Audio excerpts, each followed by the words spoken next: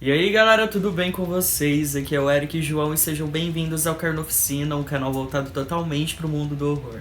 E no vídeo de hoje a gente vai continuar aí a nossa saga dos melhores filmes de cada década. Semana passada a gente fez aí dos melhores filmes dos anos 60. Quem não conferiu, vou deixar nos cards logo acima. E essa semana a gente vai abordar aí os melhores filmes da década de 70. E vou confessar pra vocês que foi muito difícil fazer essa lista, porque a década de 70 tem muitos filmes bons, tá? Só lembrando que toda vez eu deixo um link aí do Filmou logo abaixo, com outros filmes lançados nos anos 70, porque infelizmente não dá pra colocar todos aqui, tá, nessa lista, então eu selecionei o que eu considero os melhores filmes e que marcaram a década de 70. Então antes de começar, já deixa aquele like aí, se inscreva no canal, dê essa força aí pra gente, tá bom? E é isso, então bora pro vídeo.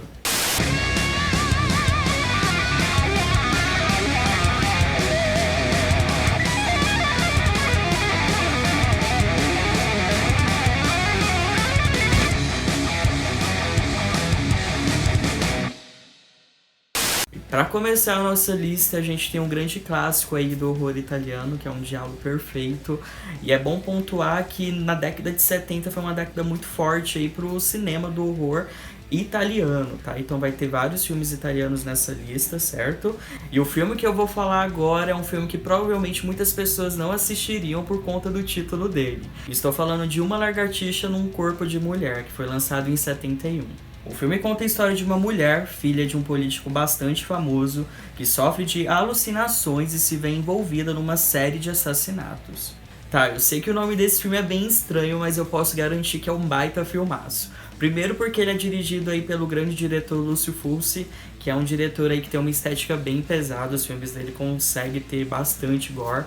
E esse filme, apesar de ser um pouco mais comedido, ele é um filme bastante intenso, cheio de reviravoltas, atuações impecáveis, além de ser um pouco lúdico e até mesmo psicodélico. Bom, pra mim esse é o meu diálogo favorito aí de toda a vida, curto bastante esse filme e preciso dar o mérito também pra trilha sonora. Algo que eu vou citar bastante nesse vídeo, tá, no decorrer aí dessa lista, é sobre a trilha sonora dos anos 70. Pra mim foi um grande marco, assim, que eles exploraram ao máximo essa temática e envolvendo a trilha sonora, como a trilha sonora é importante para envolver o telespectador. E nesse filme tem a trilha aí do Ennio Morricone, que é um grande musicista, que fez a trilha sonora da maioria dos filmes de diálogo que eu conheço, então todo mérito pra ele, porque é absurdamente incrível. Ele cria todo um clímax aí através da trilha de mistério, e o filme fica super mais elegante, enfim, é isso. Assistam esse filme que vocês não irão se arrepender. Indo agora para o ano de 73, a gente tem um dos maiores clássicos do horror. Será que alguém consegue adivinhar? É claro que eu tô falando de O Exorcista. Em Washington, uma atriz vai gradativamente tomando consciência que a sua filha de 12 anos está tendo um comportamento completamente assustador. Deste modo, ela pede ajuda de um padre que também é um psiquiatra, e este chega à conclusão de que a garota está possuída por um demônio. Ele solicita então a ajuda de um segundo sacerdote, especialista em exorcismo, para tentar livrar a menina dessa terrível possessão. Bom, o que dizer de O Exorcista? Pra mim é um filme de terror perfeito e foi um dos poucos casos aí que trouxe um grande público pra ir no cinema assistir um filme de terror, porque isso é difícil de acontecer, tá, gente? A gente vê isso acontecendo hoje em dia com filmes como Invocação do Mal, filmes do James Wan e tudo mais, mas é um pouquinho difícil de acontecer. O Exorcista fez isso, ele é um filme totalmente perfeito, tanto na criação do clímax, na atuação, maquiagem, principalmente trilha sonora. Outra coisa que eu vou bater aqui, a trilha sonora do Exorcista é extremamente perfeita. Quem nunca deve ter ouvido aquela famosa música que toca quando o padre chega na casa lá para poder fazer o exorcismo. Então com certeza merece estar nessa lista.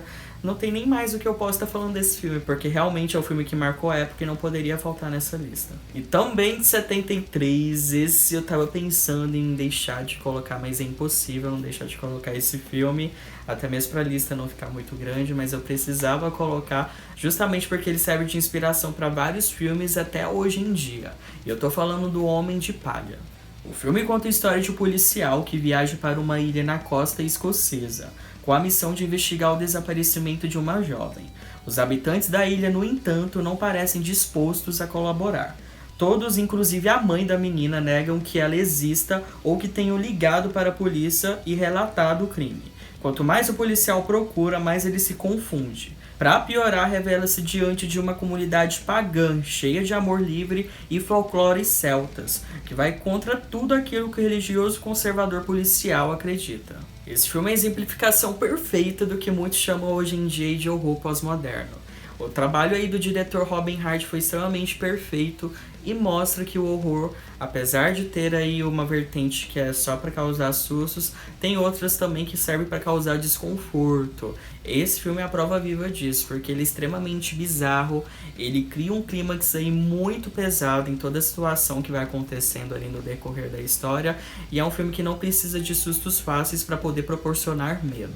Esse filme, inclusive, foi a maior inspiração para o grande sucesso do ano passado chamado Midsommar. Na verdade, Midsommar é meio que uma cópia dele visualmente, tá? Eu falo só na estética visual, porque ambos os filmes vão para lados diferentes, apesar de também abordar a questão da seita pagã e tudo mais. Só que os dois filmes são bastante profundos, são filmes que fazem a gente refletir aí e causam um certo tipo de medo e desconforto de uma forma diferente do que é usado em filmes de terror padrão, que é aqueles sustos fáceis, como você tem anteriormente, e não pegam um caminho mais fácil. Na verdade, são filmes complexos, de reflexão e que vale muito a pena assistir. Então, com certeza, ele também merece estar nessa lista. Indo agora para 74, a gente tem um clássico instantâneo, filme aí de baixo orçamento. E vou confessar para vocês que esse filme foi um dos filmes assim que mais me deixou com medo até hoje. Alguém sabe qual é? Eu tô falando do Massacre da Serra Elétrica. Levemente baseado em fatos reais, o Massacre da Serra Elétrica conta a história de um grupo de jovens que durante uma viagem de carro acabam caindo no caminho de uma família de pessoas insanas, cujo filho utiliza uma serra elétrica para matar as pessoas, tratando-as como carne animal. Esse é outro que eu também considero um filme de terror perfeito. Ao contrário do Exorcista, que teve um orçamento aí extremamente megalomaníaco, o Massacre da Serra Elétrica teve um orçamento bem humilde, mas que souberam usar bastante esse orçamento e criaram todo um clímax, um cenário extremamente grotesco e sujo. Tobe Hooper, o diretor desse filme, fez um trabalho extremamente incrível. Ele soube criar um clímax aí de tensão absurdo. Fora que tem uma cena nesse filme que até hoje me causa um cagaço, que me deixa com medo, eu vou ser bem honesto com vocês. E pra mim, a gente também precisa destacar a direção de arte, que a direção de arte desse filme é absurdamente incrível. Eles souberam criar aí todo um cenário sujo, que dá até pra você sentir o cheiro quando você assiste o filme, dá até pra imaginar o cheiro daquele local. Eu achei muito bem feita. E é isso, o Massacre da Serra Elétrica é perfeito, fora que trouxe aí o Leatherface, que pra mim é um dos maiores slashers de todos os tempos e merece muito estar nessa lista. E também de 74 a gente tem um filme aí que é claro que não poderia faltar nessa lista, que pra mim é uma das maiores influências do que a gente conhece aí de filmes de serial killer e até mesmo de slasher, e estou falando de Black Christmas. Chegou o Natal, as garotas de uma fraternidade fazem planos para o feriado, mas estranhas ligações anônimas começam a incomodá-las. Quando Claire desaparece, elas ligam para a polícia, que não dá muita bola. A polícia finalmente começa a se preocupar quando uma garota de 13 anos é encontrada morta no parque. Eles grampeiam o telefone da fraternidade, mas será que isso será suficiente para impedir a morte das garotas da fraternidade? Já fiz uma lista falando sobre esse filme aqui no canal, se não me engano foi uma lista aí de filmes de terror natalinos, e se você assistiu essa lista, já sabe que eu tenho um profundo amor por esse filme, que é assim um dos meus favoritos de toda a vida, também tá aí nessa lista de melhores filmes da minha vida, e ele com certeza tá nessa lista por ser um filme bem inovador para a época. É um filme aí que é extremamente transgressor, aborda temas bem atuais e até faço um desafio para você, se for assistir esse filme hoje, nem se atentar que é um filme dos anos 70, que eu tenho certeza que você vai perceber que esse filme poderia ter sido lançado ontem do tanto que ele é atual. E quando falo que ele serviu e ainda serve de inspiração aí para vários filmes, é por conta aí da construção desse serial killer que é praticamente onipresente. Tanto que ele serviu de influências aí para filmes como Pânico, Lenda Urbana e até mesmo Eu Sei O Que Vocês Fizeram no Verão Passado. Tem muitas cenas aí marcantes desses filmes que são inspiradas nesse filme. E os minutos finais de Black Christmas, para mim, é extremamente assustador. É um dos filmes também que me tirou do sofá e sempre me tira quando eu assisto. Então assistam esse filme se você ainda não conferiu, tá? Porque é um baita filmaço. E partindo para o ano de 75, a gente tem um clássico aí do diretor Steven Spielberg, que apesar de não ser um dos meus favoritos, é claro que a gente não poderia deixar de fora, ainda mais pelo seu fator histórico. Se você pensou em tubarão, você acertou.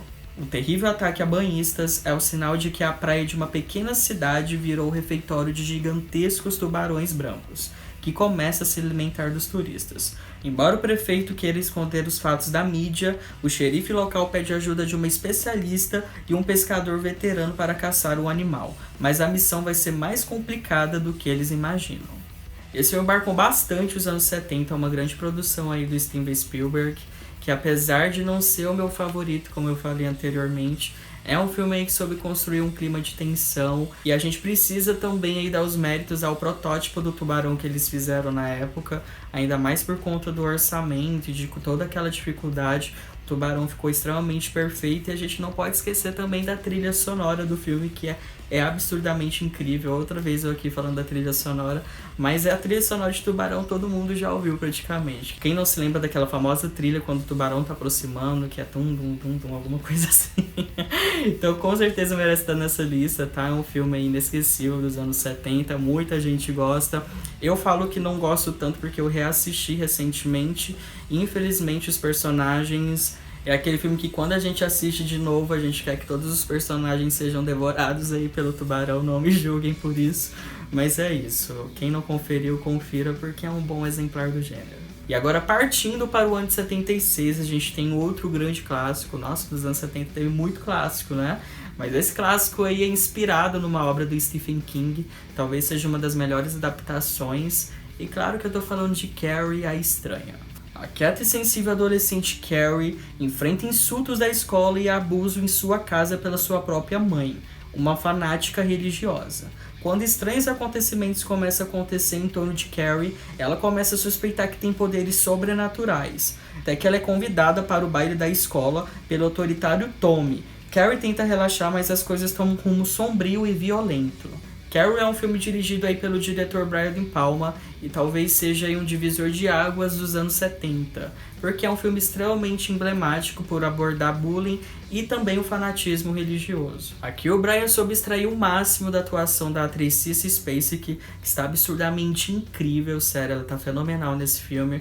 Pra mim ela, tanto a Angela, que é a versão de 2000, são as melhores Carries aí que teve até hoje das adaptações do King. E nesse filme ele soube construir um clímax bem intenso, bem comedido também, ele tem uma pegada dramática mais forte. É um filme que eu acho até profundo aí por abordar essas questões como bullying, fanatismo religioso. E sobre a qualidade técnica eu posso falar que ele é bem perfeito também. Ele tem uma ótima fotografia, tem uma ótima trilha sonora. Eu acho a montagem desse filme extremamente incrível. E é isso, quem nunca assistiu uma adaptação de Stephen King, eu sempre indico esse filme aí primeiro para você começar a assistir, para você conhecer melhor esse universo. E pulando para o ano de 77, a gente tem um dos filmes aí que inovaram o gênero, que trouxe um terror extremamente diurno, algo que era bastante único. Eu não sei se foi o primeiro de fato, tá, gente?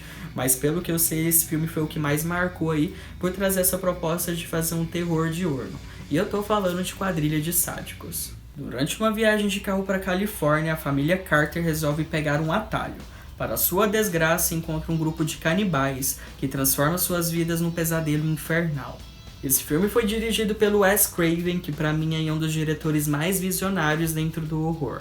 Ele já dirigiu outros clássicos aí como Pânico e A Hora do Pesadelo, além de ser o rei aí da metalinguagem. Mas esse filme em específico é sobre construir aí um clímax bem pesado e um filme totalmente diurno, algo que era bem raro na época. Justamente, na verdade, isso é até hoje, né? Porque o terror é relacionado à escuridão, a criaturas que se escondem na escuridão e tudo mais. E fazer isso em um filme totalmente diurno foi um desafio. Ele soube construir o cenário perfeito aí, com bastante tensão, com bastante gore. O filme em si tem uma pegada bem suja, me lembra até o Massacre da Serra Elétrica, a estética aí dos personagens. É um filme muito bom, tá? E esse filme teve até um remake aí de 2006, com um filme intitulado aqui no Brasil chamado Viagem Maldita, que é dirigido pelo diretor Alexandre Aja, ou Alexandre Aja. Me corrijam aí, porque AJA, e às vezes eu não sei pronunciar corretamente, que é o diretor francês aí por trás de Alta Tensão. E eu acho esse remake aí, Viagem Maldita, tão bom quanto o original. Pra ser sincero, eu acho ele até melhor, porque ele tem bastante gore, ele é bem insano. É um filme extremamente pesado, quem ainda não conferiu, assista, tá? Porque é um baita filmaço, merece sim estar nessa lista. porque marcou a década de 70 e tem um fator histórico aí por trás. E também de 77 a gente tem outro terror italiano aí, dirigido pelo incrível Dario Argento, que marcou muito o cenário da década de 70, e eu tô falando de Suspiria. Suzy é uma jovem americana que viaja para a Europa para estudar numa prestigiada escola de balé. Desde o primeiro dia ela começa a se assustar com estranhas situações que ocorrem no local, que a fazem desconfiar do corpo docente da instituição. Bom, sou suspeito para falar desse filme porque durante muito tempo na minha vida ele foi um dos meus favoritos aí. Eu curto muito a direção do Dario Argento, eu curto muito essa franquia em si. Pra quem não sabe, Suspiria é o início de uma trilogia de bruxas. Tem Inferno e tem A Mãe das Lágrimas, se não me engano, que é uma trilogia sensacional. E o Dario Argento tem uma direção muito única, e nesse filme não seria diferente. A estética desse filme é muito boa, ele tem tons quentes assim, tons de vermelhos bem vivos, ele tem bastante gore, tem cenas bem originais que só o Dario Argento consegue fazer. E não posso esquecer de citar também a trilha sonora, de novo batendo na trilha sonora, só que a trilha sonora desse filme é excepcional, é da banda Goblin. Pra quem não sabe, aí o Dario Argento, antes de ser diretor, ele foi um músico, ele era dessa banda, ele sempre utiliza aí na maioria dos seus filmes a trilha sonora dessa banda, que é sensacional. Só pra lembrar que em 2018 teve um remake de Suspiria, do diretor Luca Guadagnino, que eu acho um excelente filme também. Pra mim ele é tão bom quanto o original, só que tem uma pegada bem diferente, tá? Então assistam os dois, que eu acho que vocês não irão se arrepender, são filmes incríveis. E partindo para o ano de 78, a gente tem uma das minhas franquias de slashers favoritas aí de todos os tempos, que me deixou com bastante medo na minha infância, e eu tô falando de Halloween. Michael Myers é um psicopata que vive uma instituição há 15 anos, desde quando matou sua própria irmã. Porém, ele consegue fugir de seu cativeiro e retornar à sua cidade natal, para continuar seus crimes na localidade que, aterrorizada, ainda se lembra dele. Bom, o que dizer do meu slash favorito? Pra mim, o Michael Myers é um dos meus personagens favoritos justamente por conta da estética visual dele e da aura dele ser um pouquinho mais séria do que dos outros slashers que foram lançados na mesma época. Eu acho que o John Carpenter soube muito bem construir esse personagem, ele tem um clima de tensão crescente o filme todo, é um filme aí que aborda a questão do stalker e tudo mais e te deixa apreensivo a todo momento, e é outro filme aí que foi feito com baixo orçamento, e aqui o John Carpenter usou bem o orçamento que ele tinha. É um filme extremamente assustador, tá? Eu não falo isso da boca pra fora. É um filme tenso, denso, tem ótimos personagens, além da Jamie Lee Curtis, tá incrível, que é uma das Final Girls, assim, minhas favoritas aí de todos os tempos também.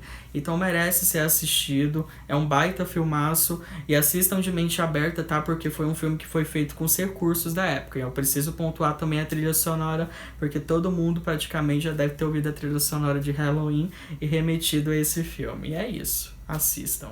E o penúltimo filme da nossa lista é um filme de 79, aí no final dos anos 70, que pra mim é um grande marco no cinema, principalmente no quesito de ficção científica e também no horror, e claro que eu tô falando de Alien. Uma nave espacial ao retornar para a Terra recebe estranhos sinais vindos de um asteroide. Ao investigarem o local, um dos tripulantes é atacado por um ser estranho. O que parecia ser um ataque isolado se transforma em um terror constante, pois o tripulante atacado levou para dentro da nave o embrião de um alienígena, que não para de crescer e tem como meta matar todos da tripulação. Pra mim, Alien também é um filme de terror perfeito e é um dos melhores filmes aí de ficção científica da história. Pra mim, ele juntou aí, fez a junção perfeita do horror com a ficção científica e transformou nesse épico filme.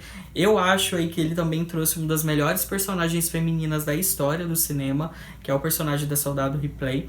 E também não posso esquecer de falar da trilha sonora, novamente falando da trilha sonora. Eu adoro o trabalho de trilha sonora do Ridley Scott em todas as suas produções com temática espacial, porque ele é o único aí que consegue criar aquele contexto de desolação do espaço.